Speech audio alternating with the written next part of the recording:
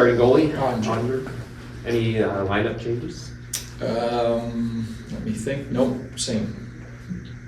What have you seen from Mikko? We just talked to him. Obviously, it's still a process for him, but it seems like it's just one step at a time as he gets in. And yeah, I'm not worried about it. I think we all expected there to be some transition bumps, and I think we would have all been kidding ourselves if we thought it would have been seamless. And it's actually been, I think, better than I probably even anticipated. I think he's picked up our systems quicker. I think he's fit into our group really quickly. Obviously, the Finnish connection.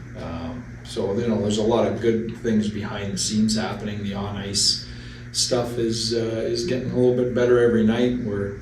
We're talking through situations, and he's not sitting waiting for it to happen. He's driving it. He wants to meet. He wants to meet with his line. He wants video. Show me. Real mature kind of approach to it. he said he does the iPad on the bench for the power play. Mm-hmm. Is that interesting? I mean, he is a little bit of an older player. Yeah. You find that fine line of how does that help to get the immediate, feedback. Well, he's got to rip it out of Robo's hands. Who basically carries it around on the ice pretty much. So, I don't know. The iPad thing, it is what it is. I've always, I think as coaches we have to eliminate excuses. And if a guy feels that helps him prepare for his next shift or his next power play, then have at it. Is there something to the perspective?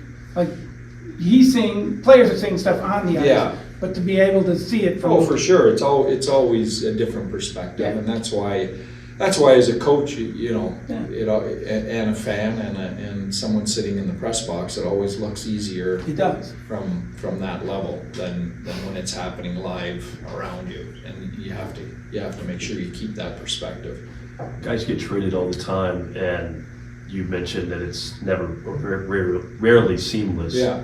Does your expectation change when you're talking about a guy who's been traded twice? Yeah. No, I've talked, pretty much endlessly for the last few weeks about everything that he's had to deal with in the last 2 months. Traded twice, signs a new contract, so, he's basically committed to a place for 8 years.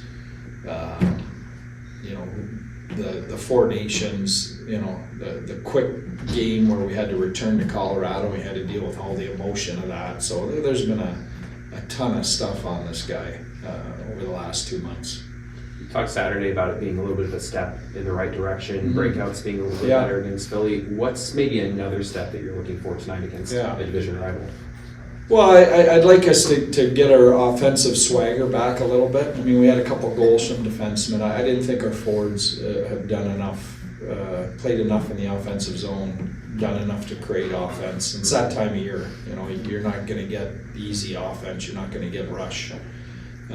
So I think there's an emphasis for our group down the stretch heading into the playoffs here and getting some more of the grind type offense from our forwards. You mentioned the fourth line, other lines maybe taking notes from them. What kind of things can your other lines take from that fourth line?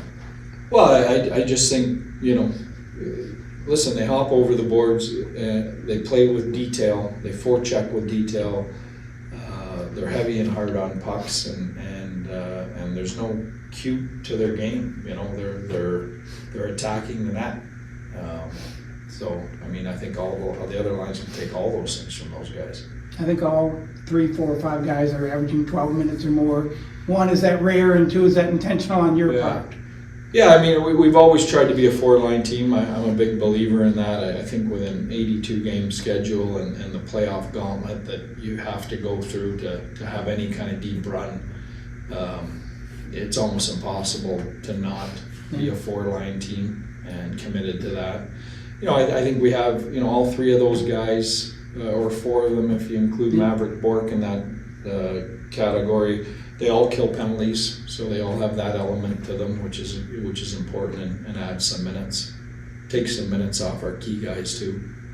You look at the Wild and they're still missing Kaprizov for a while and Erickson Ek for a while and like they're staying afloat. Like what's been watching them recently? Like what's kind of the key to them kind of hold it on here without the You know what? I was talking. Elaine Nazardine and I were talking this morning. I think John Hines and his staff have done an exceptional job.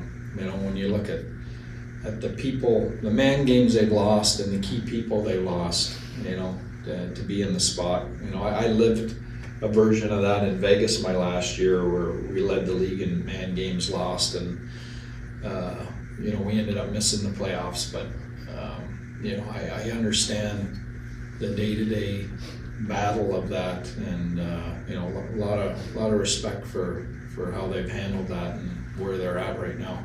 What's the biggest challenge as a coach when you go through that? Like you can't control the injuries. The only thing you have, like, you manage expectations, or you get to expect the same out of your group, or how do you? I think making sure that doesn't, you know, just making sure that doesn't bleed into your group as an excuse on a nightly basis. It's easy for that to happen, you know. And I'm not blaming the media, but you read about it on a daily basis. It's easy to pull that out, you know, when things don't go well, and you've got to fight that urge, you know, to keep it on the rails. Hey, Pete, on Tyler Seguin, what are the next couple of hurdles or steps he has to clear as he gets closer to being a player again? Well, contact for sure, you know, which is another huge step.